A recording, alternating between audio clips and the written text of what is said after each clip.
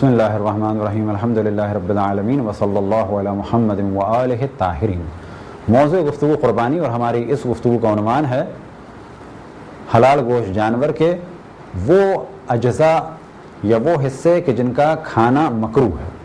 اب مکروہ کی جانب توجہ رہے کہ ایسا کام کہ جس کو نہ کیا جائے بہتر ہے لیکن کر لیا جائے کوئی حرج نہیں ہے، اور مستحب وہ عمل ہے کہ اگر کیا جائے تو بہتر ہے لیکن اگر چھوڑ دیا جائے تو کوئی حرج نہیں ہے۔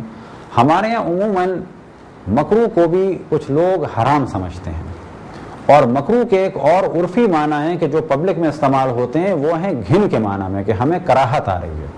تو اس جانب بھی توجہ رہے کہ کراہت شرعی یعنی شرعی اعتبار سے، اسلامی اعتبار سے یہ چیز مکروہ ہے، یہ الگ موضوع ہے، اور ہمیں کراہت آ رہی ہے، ہمیں گھن آ رہی ہے، یہ الگ موضوع ہے۔ بس کچھ حصے ایسے ہیں کہ جو حلال گوشت جانوروں کے کھانا مکروہ ہیں۔ نمبر 1 گردے، گردوں کا کھانا مکروہ ہے لیکن حرام نہیں ہے۔ نمبر 2 اذنۂ قلب یعنی دل کے اوپر جو 2 بڑی نالیاں ہیں ان کا کھانا مکروہ ہے۔ نمبر 3 اوداج اربع یعنی جن 4 رگوں کو ذبح کرتے ہوئے کاٹا جاتا ہے، یعنی کھانے کی نالی، سانس کی نالی، اور اسی طرح سے 2 اس کے ارد گرد بڑی خون کی نالیاں، انہیں کھانا حرام نہیں ہے بلکہ مکروہ ہے۔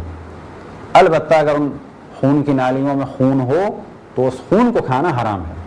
اسی طرح توجہ رہے کہ دل کو کھانا جائز ہے لیکن دل کے درمیان اگر خون ہے تو اس خون کو نکالنا ہوگا۔ دل میں جو موجود خون ہے اس کے بارے میں توجہ رہے کہ دل کے اندر جو خون ہے وہ پاک ہے لیکن اس کا کھانا حرام ہے، اور یہ موضوع پہلے بھی بیان کر چکے کہ ذبح کرتے وقت جانور کے جسم سے جو خون بہتا ہے وہ نجس ہے، اور اندر جو خون رہ جاتا ہے، لیکن کب کہ جب خون کو نارمل طریقے سے بہنے دیا گیا ہو۔ یہ ہیں وہ چند چیزیں کہ جو حلال گوشت جانور میں مکروہ ہیں۔ ان کے علاوہ اگر کسی کو کسی چیز کے کھانے سے گھن آئے تو وہ یہ کہہ سکتا ہے کہ مجھے کراہت آ رہی ہے، یعنی مجھے گھن آ رہی ہے، لیکن وہ یہ نہیں کہہ سکتا کہ یہ چیز شرعی اعتبار سے مکروہ ہے۔ مثال کے طور پہ اوجڑی کچھ لوگ کھاتے ہیں، کچھ نہیں کھاتے، کچھ گھن آتی ہے، کچھ لوگوں کو گھن آتی ہے، لیکن وہ یہ نہیں کہہ سکتے کہ یہ اسلام میں مکروہ ہے۔ گردوں سے لوگوں کو گھن نہیں آتی لیکن وہ مکروہ ہیں۔